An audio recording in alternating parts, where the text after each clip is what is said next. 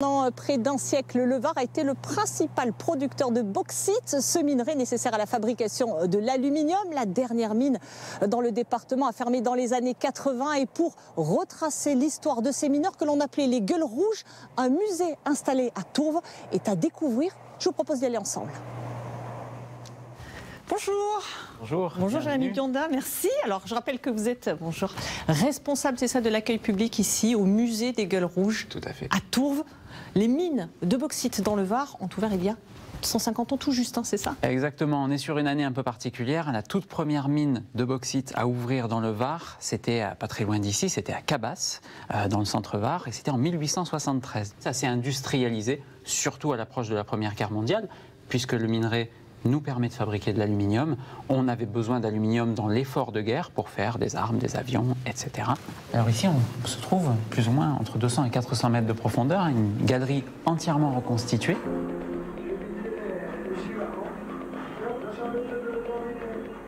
Le public avec toute la sécurité nécessaire, mais aussi toute la mise en ambiance qu'on pouvait connaître à l'intérieur des mines. Alors ici, on se trouve à l'endroit le plus important de la mine. On est sur ce qu'on appelle le chantier. C'est ici qu'on va produire, qu'on va ramasser le minerai et le charger, notamment dans les wagons que tu aperçois là, qu'on appelle des berlines. Des berlines. Et là, ce qu'on voit là, donc, c'est la bauxite, cette pierre rouge qu'on venait chercher, l'or de la Provence, qu'on venait chercher ici au fond de nos mines de bauxite. C'est de la vraie bauxite. Et c'est de la vraie bauxite, exactement. Un passé étonnant que ces élèves de CM2 de l'école de Tourves découvrent. Et ça, c'est une lampe acétylène. La lampe acétylène, elle a une première partie remplie d'eau et l'eau va s'écouler au goutte à goutte sur les pierres de carbure. Ça va former un gaz, on va pouvoir enflammer et comme ça, on a de la lumière. Les mines de bauxite font partie de leur histoire, du patrimoine local. Un vélo. La selle, elle est beaucoup plus grande que les vélos que vous avez chez vous. On peut s'y mettre à 3. Alors là, c'est le lieu où mangent les mineurs. Hein. Tu es au cœur de vie de la mine. Et on est toujours dans la mine, on mange à l'intérieur. On ne ressortait pas le temps de manger, on mangeait sur place. La pause est très courte, 15 minutes sur une journée de 11 heures. Alors j'ai une question, est-ce que tu sais à quoi ça sert? Alors, ça ressemble quand même à un téléphone, c'est ça? Ouais, bingo.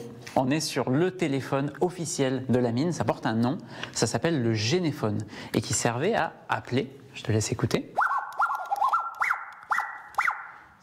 Donc là, en fait, on vient de composer, si on veut, un numéro de téléphone. On imagine que c'est un appareil qui est surtout utilisé en cas d'urgence. Exactement. Comme il fonctionne sans électricité, c'est extrêmement pratique lorsqu'on a des coupures de courant. Et si on a des coupures de courant, les pompes qui évacuent l'eau de la mine vont s'arrêter de pomper. L'eau va monter. Et là, il y a danger. Et il y a danger d'inondation et potentiellement de noyade. D'accord, les pompes, c'est essentiel. Sans pompe, on ne peut pas travailler et ramener de la bauxite. La mine, elle se trouve entre 200 et 400 mètres de profondeur. Donc on est au même niveau que les nappes phréatiques. Et donc il faut pouvoir pomper tout ça. On se dit, oh là, ils sont courageux. Oui, ils sont trop courageux. Hein. Oui, surtout, ça devait être bizarre quand juste après on sortait de la mine pour aller dormir et qu'on voyait presque jamais le jour. Ces gens qui travaillaient, à part quand ils étaient très vieux, qu'ils ne pouvaient plus travailler, c'était presque les seules fois où ils voyaient le jour de leur vie. Même quand ils étaient enfants, ils travaillaient à la mine. Et puis on pouvait aussi attraper des maladies avec la poussière et les explosions et tout ça.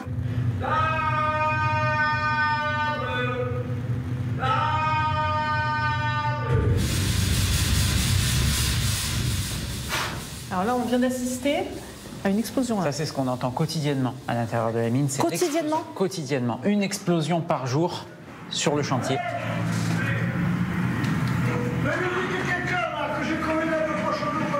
Donc là, on a cette ambiance sonore, donc avec au passage des vraies voix de nos vrais mineurs pour pousser le réalisme jusqu'au bout, pour vous donner une idée du bruit qu'on pouvait avoir. C'est des hommes qui crient, c'est des machines, c'est du brouhaha permanent. Normalement, ici, de vous à moi, on ne s'entendrait même pas. À l'entrée de chaque mine, un laboratoire est installé pour vérifier la qualité du minerai. Cette pierre, on va la concasser, on va en faire de la poudre qui contient plusieurs éléments que contient la bauxite. Vas-y. Donc dans la bauxite, on a du fer, on a de la silice, on a du titane à très petite quantité, mais on a aussi et surtout de l'alumine Ça, c'est de la poudre. C'est-à-dire qu'on d'alumine. passe de la bauxite qui est rouge et on récupère l'alumine qui est blanc. Et cette poudre d'alumine, on va l'envoyer en usine qui va nous en faire ce lingot d'aluminium. La dernière mine de bauxite varoise fermera en 1987. De ce passé industriel, il ne reste que quelques trémies. Le minerai était stocké ici à l'intérieur avant d'être envoyé à Gardanne. Des vestiges, il y en a, mais il n'y en a plus guère. Hein. À l'époque, c'était l'exploitation minière, c'était très important dans le Var. Hein. Entre Brignoles et le Luc. C'est une source d'emploi. On était à peu près 1400 mineurs à l'époque. 1400 mineurs. Oui, de mineurs. Alors, ça représentait quelques familles. Hein. Tout le monde gagnait bien sa vie. Hein. Moi, j'ai eu mon père qui a travaillé pendant des années aussi.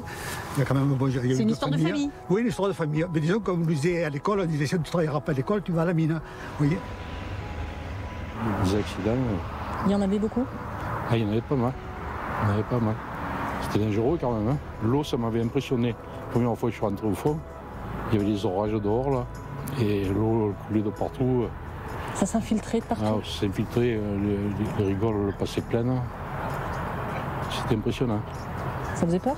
Ah ben oui, la première fois, ouais. À 16 ans. Ouais. Et vous êtes resté quand même? Et je suis resté jusqu'à la fermeture. Des témoignages précieux d'une époque révolue qui a marqué la vie de plusieurs générations de Varois.